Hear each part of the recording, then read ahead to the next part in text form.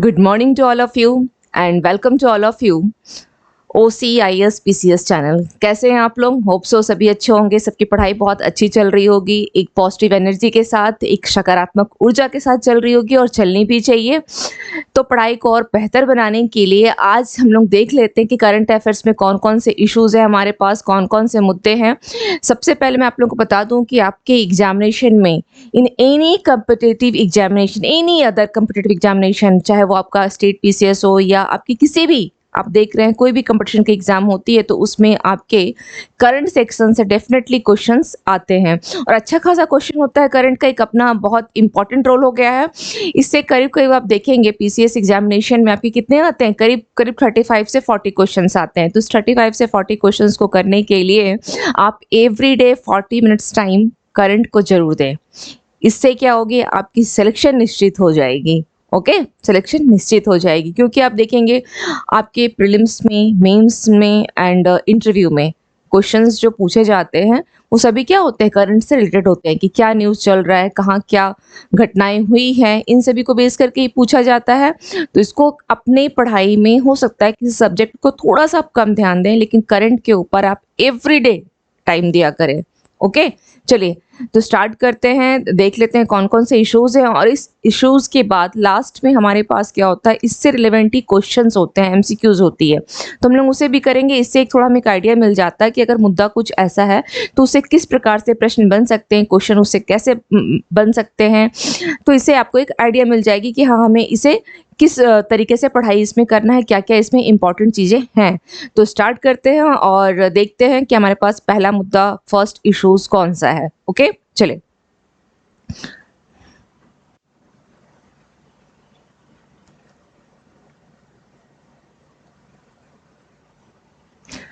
पांच जजों की संविधान पीठ ने तमिलनाडु में जल्लीकट्टू को अनुमति दी। पहला मुद्दा, ठीक है। तो पहला मुद्दा, सबसे पहले हमें यहाँ क्या देखना है, सबसे पहले क्या देखना है हमें यहाँ पर, पांच जजों की संविधान पीठ ने तमिलनाडु में, यानी पहला सवाल जल्लीकट्टू का संबंध किस राज्य से है। First question Tamil Nadu. Second question, Tamil Nadu में किस खेल को जो है अधिक मतलब क्वेश्चन कुछ ऐसा होगा कि तमिलनाडु में किस खेल की वहां पर अधिक भूमिका है। ओके, या अभी वो उसका मुद्दा जो है कोर्ट तक पहुंच गया था, तो वो कौन सा होगा, जल्लीकट्टू। ओके, तो ये दो क्वेश्चन, दो पॉइंट यहाँ पे हमें सबसे पहले इसे देखना है, तमिलनाडु, जल्लीकट्टू। ओके, अब यहाँ पर क्या है कि पांच जजों की संविधान पीठ ने, ओके, तो पांच जजों की जो संविधान पीठ है, इसके अध्यक्ष कौन है, किसकी अध्यक्षता में यहाँ पे फैसला जो है वो दिया गया है या अनुमति दी गई है। तो किसकी अध्यक्षता में दी गई है, तो ये पांच जजों के संविधान पीठ किसकी अध्यक्षता में दी गई है, ये जस्टिस के M Joseph.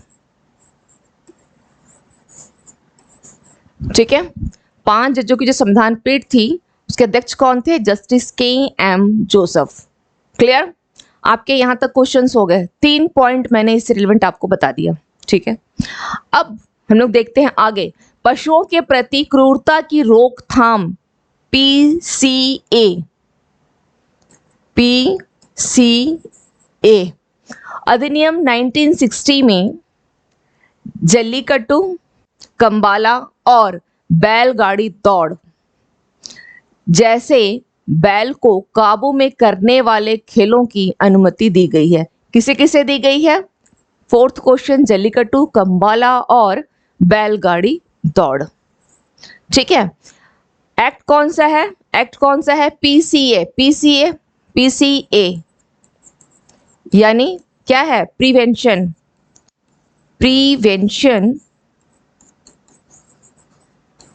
Of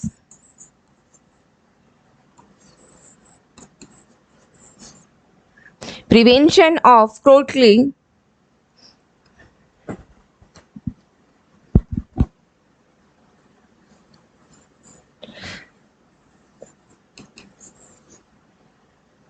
to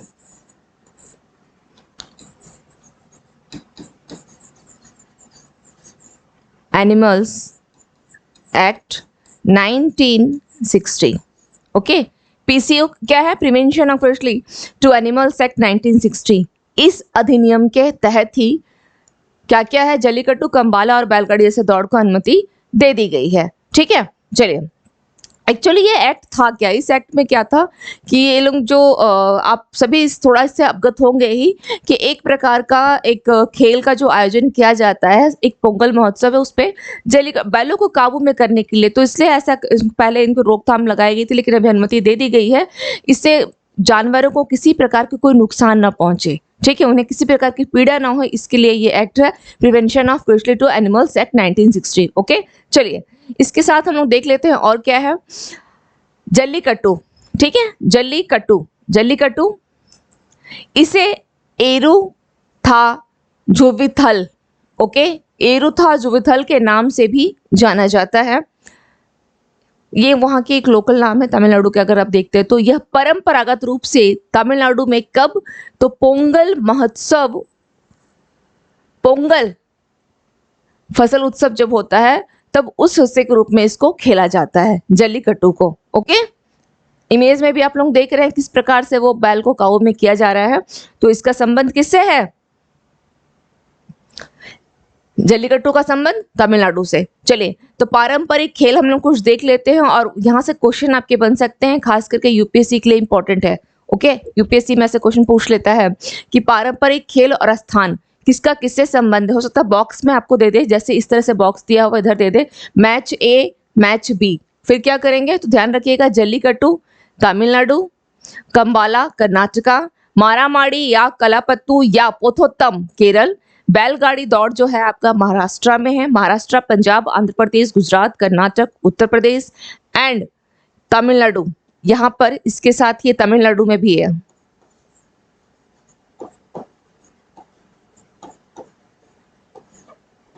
Tamil Nadu में भी है, ठीक है, आप लोग इसका स्क्रीनशॉट ले लें, तमिलनाडु में भी है। इसके साथ स्क्रीनशॉट ले लें। इसके साथ कुछ और भी खेल हैं, कुछ और भी पारंपरिक खेल हैं, वो भी नेक्स्ट स्लाइड में मिलेगी आपको ये। लेकिन कंबाला क्यों? क्योंकि 3 न्यूज में थे चर्चित, तो इसलिए इंपॉर्टेंट कौन कौन सा हो जा रहा है? जल्लीकट्टू, कंबाला और बैलगाड़ी दौड़, जो कि महाराष्ट्र, ठीक है, पंजाब, आंध्र प्रदेश, गुजरात, कर्नाटक, उत्तर प्रदेश और तमिलनाडु के लिए है। ठीक है, चलिए नेक्स्ट देख लेते हैं। हाँ, नेक्स्ट है मुर्गा लड़ाई, आंध्र प्रदेश, कर्नाटक, केरल। ऊंट का दौड़ ये तो ध्यान रहेगा राजस्थान से है। बुलबुल फाइट असम, ओके, बुलबुल फाइट असम। तो ये कुछ हैं पारंपरिक खेल जो अपने स्थान से जुड़े हुए हैं, इसको बिल्कुल ध्यान रखिएगा। चलिए नेक्स्ट इश्यूज देख लेते हैं, कौन है हमारे पास। नेक्स्ट इश्यूज क्या है? सागर परिक्रमा का 5वां चरण महाराष्ट्र के रायगढ़ में शुरू हुआ है। किसका? सागर परिक्रमा, ओके, सागर परिक्रमा। तो हम लोग देखेंगे कि सागर परिक्रमा आखिर है क्या। लेकिन यहाँ पर जो क्वेश्चन बनेगा सागर परिक्रमा में बन सकता है दूसरा कि 5वां चरण, सागर परिक्रमा का 5वां चरण कहाँ स्टार्ट हुआ है? महाराष्ट्र में स्टार्ट किया गया। महाराष्ट्र के कहाँ से? रायगढ़ से, रायगढ़ से स्टार्ट हुआ है। तो हो सकता है रायगढ़ नाम न देकर के केवल महाराष्ट्र भी रह सकता है, ध्यान रखिएगा। ठीक है, चलिए, सागर परिक्रमा के 5वें चरण का आयोजन महाराष्ट्र के रायगढ़, रत्नागिरी और सिंधुदुर्ग, ये 3 जिलों से क्या किया गया है? स्टार्ट किया गया है। और कहाँ किया जा रहा है? गोवा के वास्को, कहाँ? गोवा, महाराष्ट्र एंड गोवा के वास्को, मोरमोगोआ और कैनाकोना में भी क्या किया जाएगा? किया जाएगा। ओके, सागर परिक्रमा का मुख्य इसका उद्देश्य क्या है? विभिन्न योजनाओं और कार्यक्रमों के माध्यम से मछुआरों और हितधारकों के आर्थिक उत्थान की सुविधा प्रदान करना।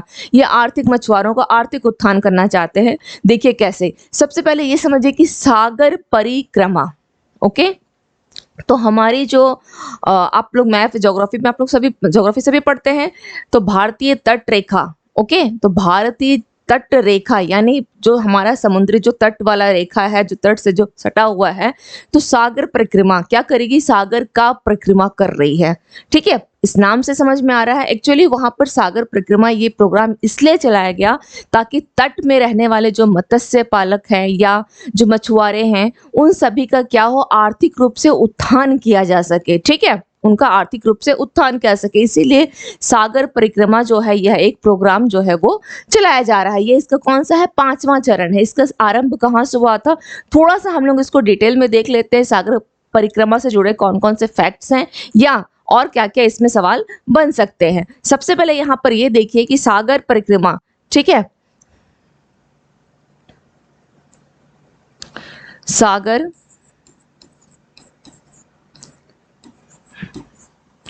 परिक्रमा, ओके, सागर परिक्रमा, इसकी शुरुआत कहाँ से हुई थी, इसकी शुरुआत यानी इसका आरंभ कहाँ से हुआ था, इसकी शुरुआत कहाँ से हुई है सागर परिक्रमा की, इसकी शुरुआत हुई थी गुजरात, गुजरात, गुजरात के मांडवी से। ओके, गुजरात के मांडवी से इसकी शुरुआत की गई थी। ठीक है, इसका उद्देश्य क्या था, इसका उद्देश्य क्या है, इसका उद्देश्य क्या है, मत्स्य पालन को बढ़ावा देना, मत्स्य पालन को बढ़ावा देना, मत्स्य पालन को बढ़ावा देना इसका उद्देश्य है। ठीक है, दूसरा क्या है, ये पहला उद्देश्य हो गया। और दूसरा क्या है, सागर, बहुत ज्यादा ऐसे सोच में पड़ के सागर परिक्रमा क्या है, तो भारतीय तट रेखा के, ठीक है, 7516 है तट रेखा, तो यहाँ पूरी जितनी भी तट रेखा है उसमें क्या किया जाएगा, जितने भी मतलब मछुआरे हैं या मत्स्य पालन को बढ़ावा देने के लिए, उनकी आर्थिक स्थिति को बेहतर बनाने के लिए किया जा रहा है। ओके, और दूसरा क्या है, जो सामुद्रिक पारिस्थितिक तंत्र होता है, ठीक है, समुद्री पारिस्थितिक, हो सकता है क्वेश्चन को थोड़ा कुछ इस तरीके से दे दे लिखा हुआ, ठीक है, तंत्र की सुरक्षा करना।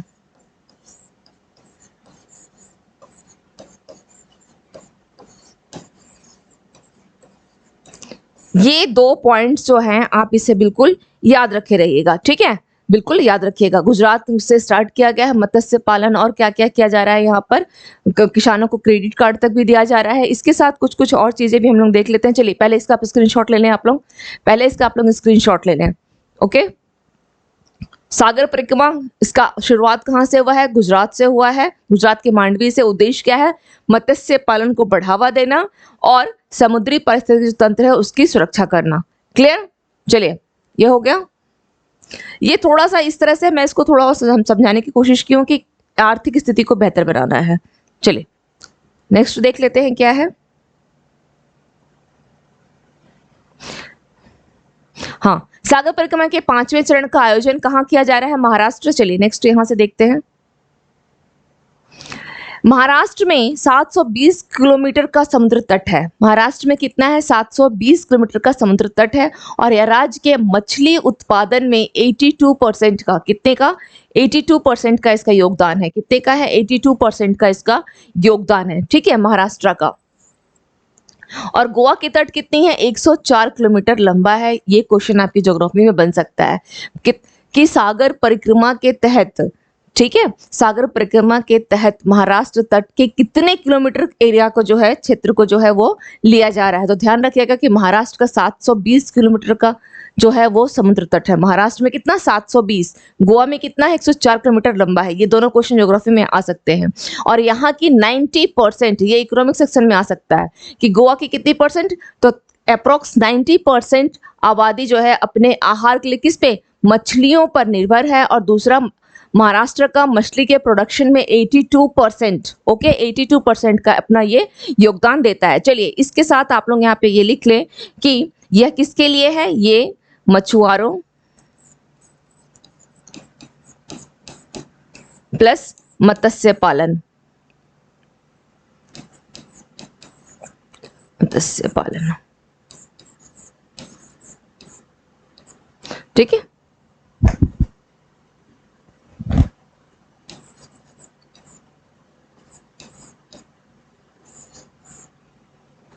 मत्स्य पालन। ओके, कैसे किया जा रहा है, क्या किया जा रहा है, इसलिए मछुआरा मत्स्य पालन को क्या कहता है, किसान क्रेडिट कार्ड दिया जा रहा है। ओके, किसान क्रेडिट कार्ड।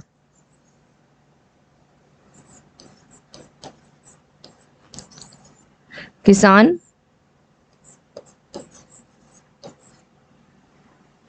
क्रेडिट कार्ड, इनकी सहायता कैसे की जा रही है, मछुआरा मत्स्य पालन को क्या दिया जा रहा है, किसान क्रेडिट कार्ड प्रदान किया जा रहा है।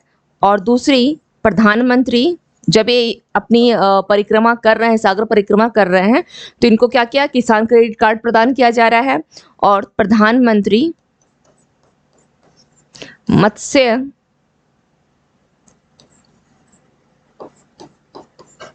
संपदा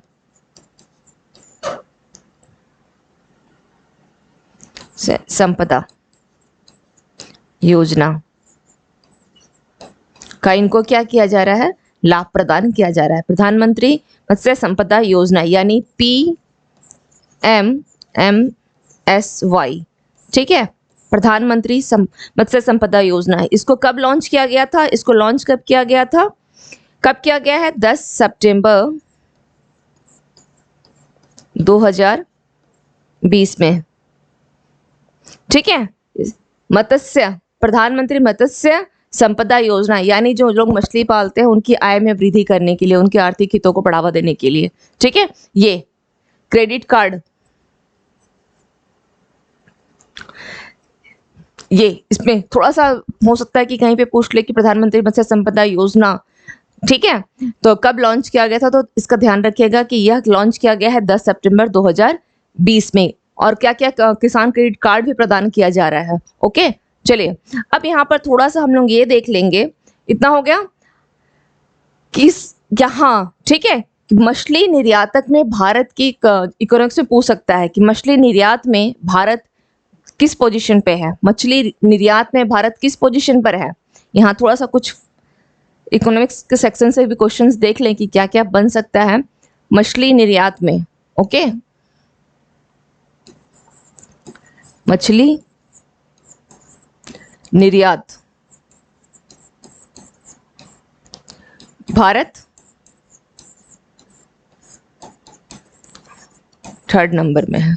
भारत कितना है, भारत 3rd नंबर पे है, ठीक है। विश्व मछली में कितना परसेंट का 7% का योगदान देता है। ओके, और भारत में सबसे ज्यादा मछली का उत्पादन कहाँ होता है, भारत में सबसे अधिक मछली उत्पादन कहाँ होता है, आंध्र प्रदेश,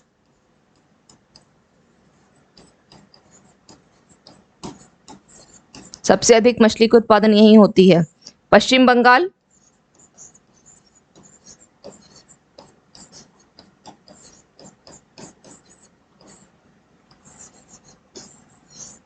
गुजरात, ठीक है। ये मछली निर्यात में भारत कितना है, 3rd पोजीशन पे है, करीब 7.7% इसका योगदान है। और भारत में सबसे अधिक मछली का उत्पादन कहाँ होता है, आंध्र प्रदेश 1st, पश्चिम बंगाल 2nd, गुजरात 3rd पे है। ओके, यहाँ से अप्रोक्स इस तरह से क्वेश्चन बन सकते हैं। क्यों, क्योंकि ये किनके लिए है, मछुआरों के लिए है, मत्स्य पालकों के लिए है, तो ये ऐसा कुछ क्वेश्चन बन सकता है। चलिए नेक्स्ट मुद्दा देख लेते हैं हमारे पास कौन सा है।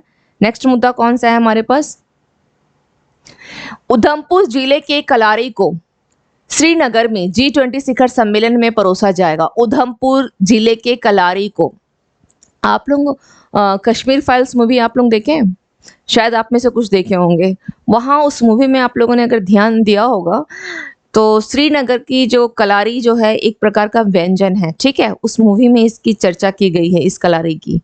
ओके, उस मूवी में, कश्मीर फाइल्स में। चलिए तो यहाँ देख लेते हैं क्या है, उधमपुर जिले के किसको, कलारी को, कहां पर, श्रीनगर में G20 शिखर सम्मेलन जो कि 22 मई को होने वाला है ना, 22 मई से 24 मई तक ये क्या कर रहा है, पर्यटन के साथ, है ना, पर्यटन को वहां पे मतलब बढ़ावा देने क्या कर रहा है, G20 शिखर सम्मेलन किया जा रहा है। और इसी सम्मेलन में कलारी में क्या क्या परोसा जाएगा, यानी कलारी क्या है, एक विशेष डोगरा व्यंजन है,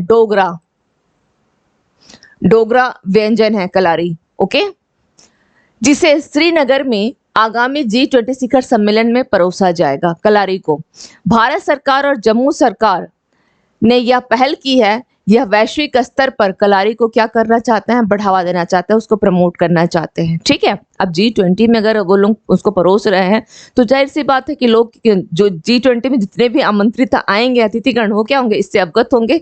और भारत इस साल क्या कर रहा है? G20 की अध्यक्षता कर रहा है। ओके, भारत ही अध्यक्षता कर रहा है। और G20 में चलिए थोड़ा सा हम लोग G20 को देख लेते हैं। इसके साथ क्या करते हैं, थोड़ा सा हम लोग G20 को देख लेते हैं। ठीक है, G20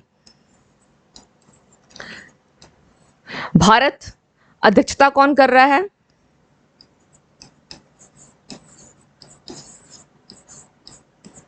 भारत कब से कर रहा है? कब से कर रहा है?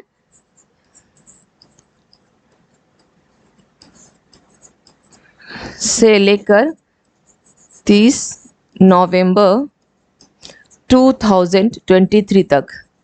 इसकी अध्यक्षता कौन करेगा? एक साल तक कौन करेगा? भारत। यानी G20 से रिलेटेड जितने भी सम्मेलन हुए हैं, करीब करीब 200 बैठकें तक हो चुकी हैं, है ना?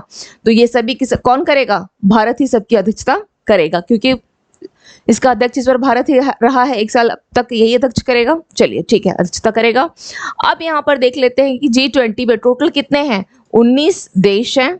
G20 में कितने? 19 देश प्लस एक क्या है? EU, यूरोपियन यूनियन के देश हैं। ठीक है, यूरोपियन यूनियन से टोटल कितने? 20 देश हो गए। G20 का गठन कब हुआ था? इसका गठन कब हुआ था? 1909 में। इसका गठन कब हुआ था? 99 में। ओके, चलिए अब यहां पर एक चीज और ध्यान दीजिएगा। इसकी बैठक, पिछली बैठक कब हुई? वर्तमान की बैठक और आगामी बैठक। तो इस तीनों को क्या बोला जाता है? ट्रोइका। ट्रोइका, ये मैंने क्लास में आप लोगों को प्रीवियस क्लास की करंट में मैंने उसमें भी करवाया था। ठीक है, ट्रोइका क्या है? हो सकता है एग्जाम में पूछ सकता है ये ट्रोइका। ठीक है, ट्रोइका क्या है? एग्जाम में पूछ सकता है ट्रोइका। ओके, क्या है? तो ध्यान रखिएगा यहां पर ट्रोइका क्या है।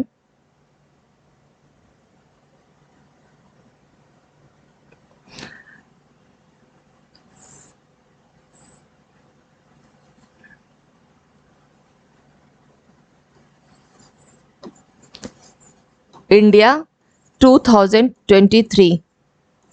ट्रोइका क्या होता है? पूर्व की बैठक, वर्तमान की बैठक और आगामी बैठक, इन तीनों को क्या बुलाता है? ट्रोइका। ठीक है, इंडिया, पूर्व में यानी इंडोनेशिया,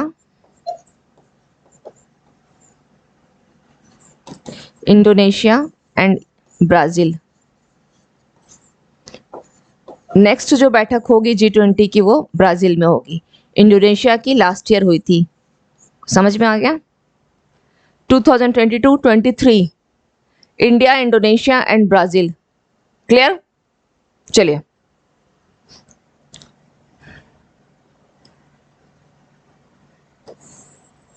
ये तीन है अलग अलग। इन तीनों की बैठक को याद रखिएगा, एग्जाम में ये इंपॉर्टेंट है, पूछ सकता है। इन तीनों की बैठक से पूछ सकता है G20। अब इसके साथ ये बताएं कि G7, ठीक है, G7 का भी मैंने आप लोगों को बताया था। G7 भी बताई हूँ। उसका जो स्थापना हुआ है कब हुआ है G7 का? 1975 में। इसके साथ ही ध्यान रखिएगा G7 को भी थोड़ा सा ध्यान रख लीजिए। G7 का कब हुआ है? 1975 में। 1975 में। क्या भारत इसका सदस्य है? क्या भारत इसका सदस्य है? नहीं, भारत इसका सदस्य नहीं है। इसकी भी केवल बैठक को, जहां से सवाल बनते हैं, क्योंकि G7 में ही अभी कहाँ मोदी जी गए हुए थे? G7 में ही, है ना? तो इसकी बैठक थोड़ा ध्यान दे लीजिए। इसकी बैठक जो हुई है, G7 की बैठक जो हुई है, 49th बैठक कहाँ हुई? जापान में। और 48th बैठक कहाँ थी? 48th बैठक कहाँ थी? 48th बैठक कहाँ हुई है? जर्मनी। 48th बैठक कहाँ हुई है? जर्मनी। ओके, ये बैठक इंपॉर्टेंट है। G7 G20 पूछ लेता है। अगर आप लोग जो लास्ट आप लोगों ने देखा है अभी फिलहाल 2-4 दिन पहले मैंने G7 बताया आप लोगों को क्लास में, तो अगर एक साथ दोनों को कर लेते हैं तो क्या होगा, आप लोग के लिए सुविधा हो जाएगी। G20 G7 दोनों की बैठक को याद रखिएगा, ठीक है। ऐसे अदरवाइज क्या होगा, कंफ्यूजन बहुत ज्यादा हो जाएगी, कंफ्यूजन बहुत ज्यादा होगी, ठीक है। चलिए क्लियर। G7 स्क्रीनशॉट लेना है तो ले सकते हैं आप लोग। समझ में आ रहा है ना, Germany Japan, Germany Japan, okay. यहाँ पर भारत, इंडोनेशिया, ब्राजील। चलिए ठीक है, नेक्स्ट मुद्दा देख लेते हैं कौन सा है हमारे पास। नेक्स्ट मुद्दा, हाँ, जम्मू और कश्मीर ग्रामीण आजीविका मिशन यानी उम्मीद कलारी को बढ़ावा दे रहे हैं। अब महिलाएं इस संगठन से जुड़कर अपनी उपज से पैसा कमाती है। जम्मू और कश्मीर में जो ग्रामीण आजीविका मिशन, ग्रामीण आजीविका मिशन के बारे में पहले ये बताएं कि इसकी स्थापना कब हुई थी। ग्रामीण आजीविका मिशन, इसकी स्थापना कब हुई है? 1 अप्रैल 2013 में इसकी स्थापना की गई है, ठीक है, ग्रामीण आजीविका मिशन की, ओके, यानी NRLM।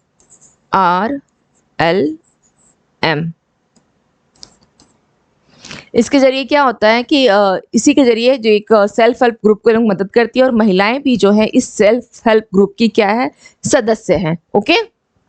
चलिए नेक्स्ट देख लेते हैं। कलारी या कलादी के बारे में, यह जम्मू संभाग के उधमपुर जिले का एक स्वदेशी पका हुआ पनीर का उत्पाद है। किसका है यह? एक पनीर का उत्पाद है। कलारी किसका है? तो स्वदेशी पका हुआ पनीर उत्पाद है। यह एक बहुत ही गाढ़ा पनीर है जो आमतौर पर गाय या भैंस के दूध से बनता है। इसे बकरी के दूध से भी बनाया जा सकता है। कलारी कुलचा उधमपुर जिले का प्रसिद्ध क्या है, स्ट्रीट फूड है ये। यह आमतौर पर टमाटर, प्याज, ब्रेड और गोभी के साथ गर्म परोसा जाता है। क्लियर? ये इतनी सारी चीजें हो गई आपकी कलारी को लेकर के, ध्यान रखिएगा। चलिए नेक्स्ट मुद्दा देखते हैं क्या हमारे पास। 37वें राष्ट्रीय खेल में पारंपरिक खेल गतका को शामिल किया जाएगा। 37वां राष्ट्रीय खेल जो होगा उसमें किसको शामिल किया जाएगा? गतका को शामिल किया जाएगा। भारतीय ओलंपिक संघ ने गतका को 37वें राष्ट्रीय खेल 2023 में शामिल करने की मंजूरी दे दी है, ठीक है। अब यहां पर देखिए भारतीय ओलंपिक संघ, इसके अध्यक्ष कौन है? अध्यक्ष PT उषा, अध्यक्ष PT उषा। आप लोग करंट के क्वेश्चंस को एक चीज ध्यान दीजिएगा कि जो आपके पेपर बनते हैं, करंट के क्वेश्चंस तो आते ही हैं और करंट से अगर कुछ जुड़ा हुआ है तो उसे ही वो लोग क्या करता है, आपकी history, geography, economics, polity section में ऐड कर देता है, ठीक है। तो करंट के किसी भी टॉपिक को जब पढ़ रहे हो तो उसके आसपास के डायमेंशन, जो भी उसके आसपास बन सकता है न्यूज़, उसे जरूर ध्यान दें कि क्वेश्चन और कैसे बनाया जा सकता है, ठीक है। जैसे भारतीय ओलंपिक संघ के अध्यक्ष मैंने यहाँ पे लिखा, कौन है? PT उषा, ये पूछ सकता है एग्जाम में। चलिए, तो गतका को किसको 37वें गतका को किस राष्ट्रीय खेल में शामिल किया गया है? तो यह 37वें राष्ट्रीय खेल में, 37वें राष्ट्रीय खेल में। अब इसका आयोजन देख लेते हैं कहाँ हो रहा है। इसका आयोजन कहाँ किया जा रहा है 37वें राष्ट्रीय खेल का? यह एक पारंपरिक खेल गतका, ओके, गतका और लागोरी, और गतका को कैसे, तो प्रदर्शन खेल के रूप में शामिल किया गया है। और 37वें राष्ट्रीय खेल कब हो रहा है? अक्टूबर 2023 में हो रहा है। कहाँ आयोजित किया जाएगा? गोवा में आयोजित किया जाएगा, ठीक है, गोवा में आयोजित किया जाएगा। क्लियर? चलिए नेक्स्ट देख लेते हैं इश्यूज कौन सा है। 37वां राष्ट्रीय खेल में गतका को शामिल किया जाएगा। गतका और लागोरी है क्या? क्योंकि ये दोनों को क्या है, प्रदर्शन खेल के रूप में शामिल किया जाएगा। गतका और लागोरी को क्या है? गतका यह सिख गुरुओं से जुड़ी छड़ी लड़ाई का एक प्राचीन मार्शल आर्ट के रूप में है। ये क्या है? सिख गुरुओं से जुड़ा हुआ है ये, ठीक है ना। छड़ी लड़ाई का एक प्राचीन मार्शल आर्ट है। इसकी शुरुआत किसने किया था? गतका की शुरुआत गुरु हरगोविंद साहिब ने किया था, गुरु हरगोविंद साहिब ने किया था, ठीक है। 17वीं शताब्दी में यह सिख धर्म का अनिवार्य हिस्सा बन गया। 17th सेंचुरी में सिख धर्म का अनिवार्य एक हिस्सा बन गया। अब लगोरी के बारे में देख लेते हैं। इसे 7 पत्थर या पिट्ठू के नाम से भी जाना जाता है। बचपन में आप सभी लोग पिट्ठू खेले होंगे, मैंने भी खेला है, मैंने भी खेला है, आप लोगों ने भी खेला होगा, है ना। 3-4 पत्थर के ऊपर एक एक ऐसे करके रख लेते थे और उसे बॉल से मारा जाता था, है कि नहीं। उसे बॉल से मारा जाता था, पत्थर गिरा, फिर ऐसे बच्चे दौड़े, हम लोग भी दौड़ते थे और उस चक्कर में रहते थे कि उसे कैसे सजाया जाए, और किसी ने अगर पत्थर मार दिया तो फिर वो आउट। तो यही है पिट्ठू, ठीक है। तो वहाँ की लैंग्वेज में क्या हो गई, लगोरी। इसे 7 पत्थर या पिट्ठू के नाम से जाते हैं। इसकी उत्पत्ति कहाँ हुई, भारत के दक्षिणी भाग से हुई है।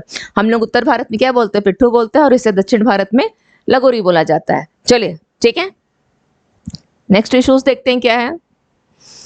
वरिष्ठ अधिवक्ता के.वी. विश्वनाथ और न्यायमूर्ति प्रशांत कुमार मिश्रा ने 19 मई 2023 को सर्वोच्च न्यायालय के न्यायाधीश के रूप में शपथ ली है, ठीक है।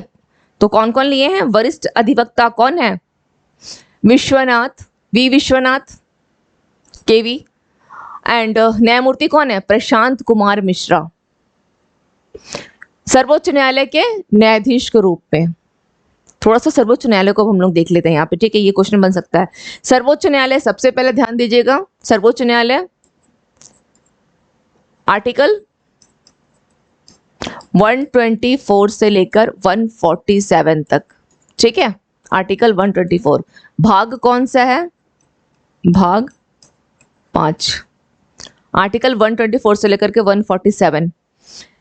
इसी सप्ताह जो मैंने बताया था, एक आप लोगों के सामने एक भाग और आया था, भाग 14, उसका संबंध किससे है, भाग 14 का संबंध किससे है, तो भाग 14 का संबंध है यूपीएससी से। ओके, हमेशा जोड़ के पढ़िए, हमेशा जोड़ के पढ़िए कि आज तो हमने भाग 5 पढ़ा है, अभी लास्ट वीक में ही मैंने पढ़ाया था, तो क्या आया था, भाग 14 आया था, भाग 14, यानी भाग 14 संबंध किससे है, भाग 14, आर्टिकल कितना है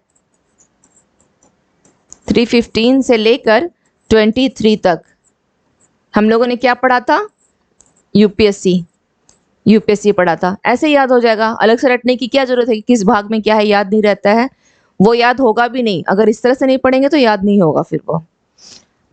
अब कभी जब नेक्स्ट क्लास हम लोग कभी करते हैं और उस क्लास में अगर सपोज इसे ऐसा कुछ आता है कि फिर से भाग की ऐसी को लगे कि कुछ फिर से भाग आ रहा है, तो उस टाइम पे क्या करेंगे, उस भाग को तो पढ़ेंगे ही, उसके साथ साथ भाग 5 और भाग 14 जो है इसे भी याद कर लेंगे।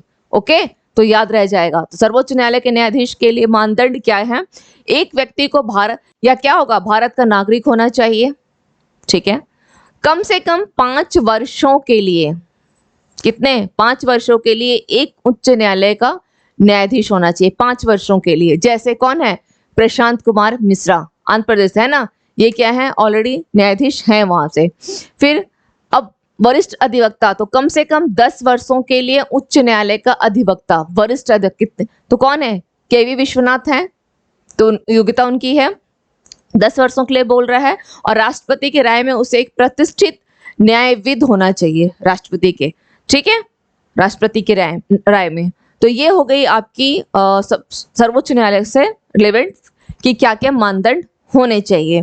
अब यहाँ पर एक चीज ध्यान रखिएगा कि 2030 में अभी कौन है, डी.वाई. चंद्रचूड़ है ना, वरिष्ठ जो न्यायाधीश हैं, अभी मुख्य न्यायाधीश कौन है, डी.वाई. चंद्रचूड़ है। इनका कौन से नंबर का है, ये 50th है, ठीक है, 50वें। लेकिन अभी ध्यान रखिएगा कि 2030 में कौन बन रहा है, के.वी. विश्वनाथ जो है मुख्य न्यायाधीश बनेंगे 9 महीने के लिए, अगस्त में बनेंगे ये 2030 में, ठीक है। 2030 में के.वी. विश्वनाथ क्या बनेंगे, मुख्य न्यायाधीश, भावी न्यायाधीश यही है, न्यायाधीश। ओके, 2030 में अगस्त में 11 अगस्त को ये बनेंगे, 9 महीने के लिए बनाए जाएंगे। चलिए ठीक है, चलिए स्क्रीनशॉट लेना है।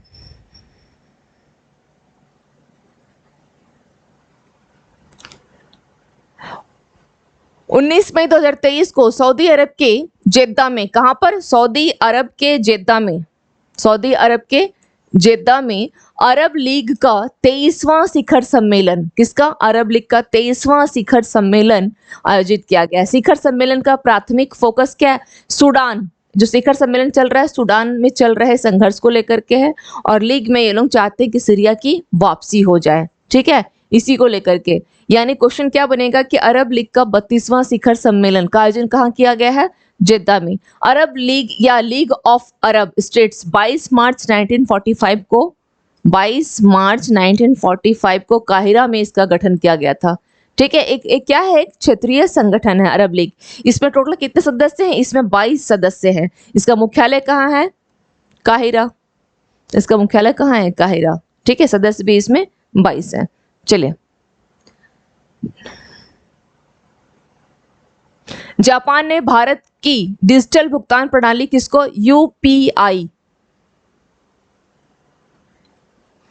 यूपीआई को अपनाने की क्या की है? इच्छा जताई है जापान ने। एकीकृत भुगतान प्रणाली यूपीआई, यह एक क्या है? तत्काल रियल टाइम भुगतान प्रणाली है। रियल टाइम, जिसे एनपीसीआई द्वारा विकसित किया गया है। एनपीसीआई द्वारा इसे क्या किया गया है? विकसित किया गया। अब देखते हैं रियल टाइम। आपने फोन पे सबको यूज करे, फोन पे, पेटीएम, यूपीआई सब यूज कर ही रहे हैं। यह एक उपयोगकर्ताओं को अपने बैंक खाते से फंड ट्रांसफर करने की क्या करता है? अनुमति देता है। एनपीसीआई ने 11 अप्रैल 2016 को 21 सदस्य बैंकों के साथ यूपीआई लॉन्च किया था। क्या किया था एनपीसीआई ने? एनपीसीआई ने कब? 11 अप्रैल 2016 को अपने 21 सदस्य बैंकों के साथ यूपीआई को लॉन्च किया था। यूपीआई को लॉन्च किया था। ठीक है, यूपीआई यानी क्या होता है? United payments interference. ठीक है, यूनाइटेड पेमेंट इंटरफेरेंस। तो ओके, चलिए नेक्स्ट मुद्दा देखते हैं क्या है। तेलंगाना में महिलाओं के लिए कार्यस्थल को सुरक्षित बनाने के लिए साहस पहल, क्या पहल शुरू की गई है तेलंगाना में? तेलंगाना में महिलाओं के लिए जो कार्यस्थल में यौन उत्पीड़न से उनकी सुरक्षा के लिए साहस पहल को आरंभ किया गया है। और इसे किसके द्वारा? राज्य गृह मंत्री महमूद अली ने लॉन्च किया है। ठीक है, इसका लक्ष्य क्या है? कार्यस्थल पर महिलाओं के यौन उत्पीड़न से संरक्षण प्रदान करने वाली व्यवस्था को मजबूत बनाना है। इस पहल के अंतर्गत हैदराबाद में साहस माइक्रोसॉफ्ट, साहस साथी चैटबॉट, साहस व्हाट्सएप नंबर और ऑनलाइन सुविधाएं जारी की गई हैं। चलिए नेक्स्ट देख लेते हैं क्या है। रॉयल सऊदी नौसेना बल के कैडेट भारतीय नौसेना के साथ 24 दिनों के जहाजी प्रशिक्षण के लिए कहाँ है? भारत में। और कहाँ पर हो रहा है? भारत की कोचीन में हो रहा है। ये कोचीन में किया जा रहा है। ठीक है, नेक्स्ट मुद्दा देखते हैं क्या है।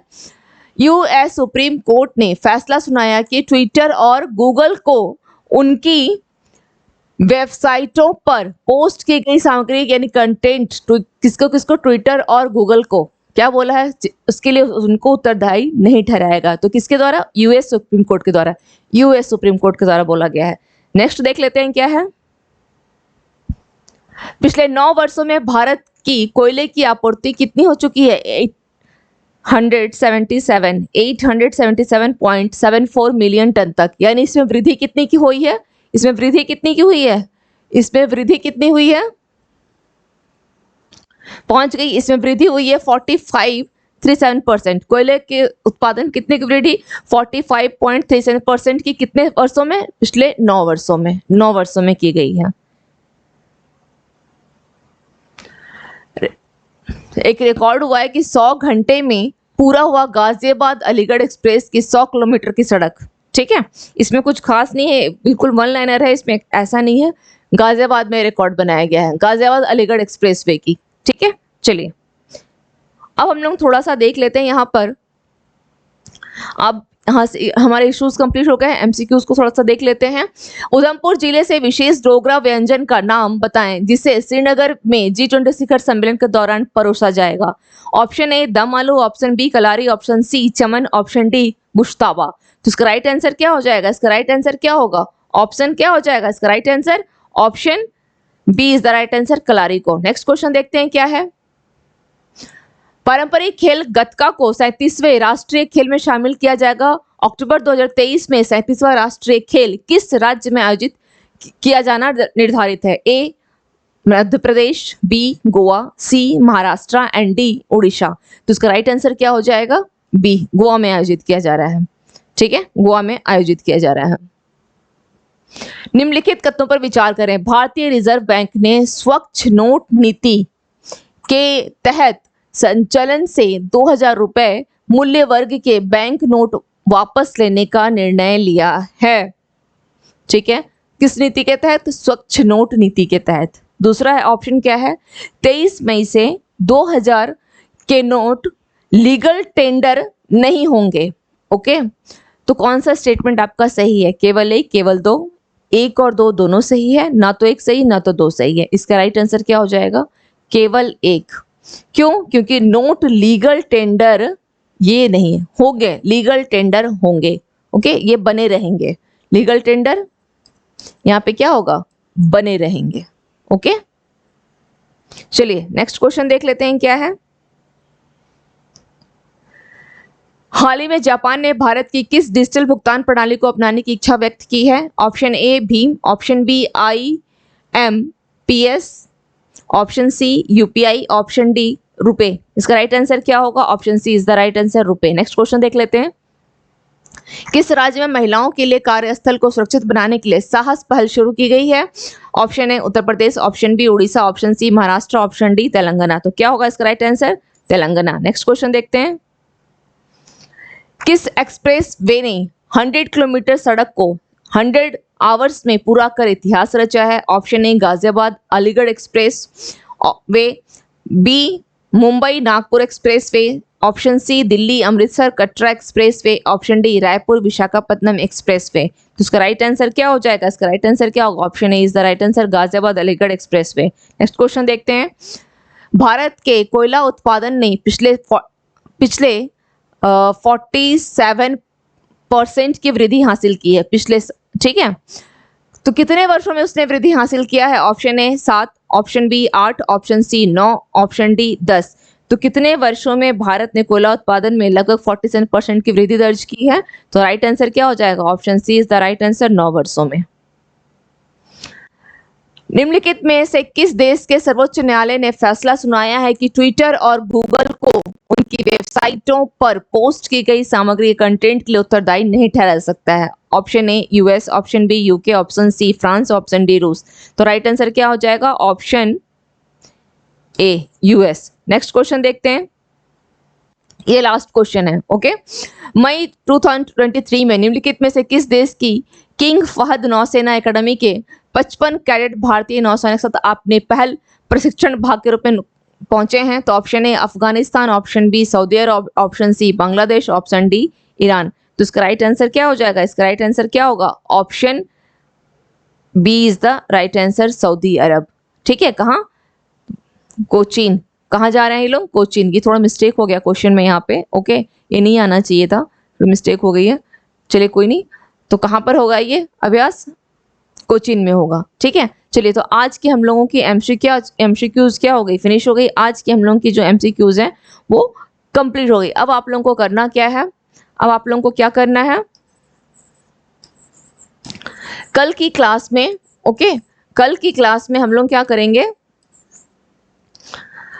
कल की क्लास में हम लोग फिर देखते हैं कि नए कौन कौन से इश्यूज हैं, उस पर चर्चा करेंगे। आप लोगों को अगर किसी प्रकार का कोई डाउट है या क्वेश्चन बाइलिंगुअल फॉर्म में चाहिए तो आप लोग मुझे कमेंट सेक्शन में कमेंट जरूर किया करें। ये मेरी अपनी यूट्यूब चैनल है, इसे लाइक करें, शेयर करें और सब्सक्राइब करें। तो मिलते हैं फिर नेक्स्ट करंट अफेयर्स की क्लास में। Thank you to all of you and have a nice day.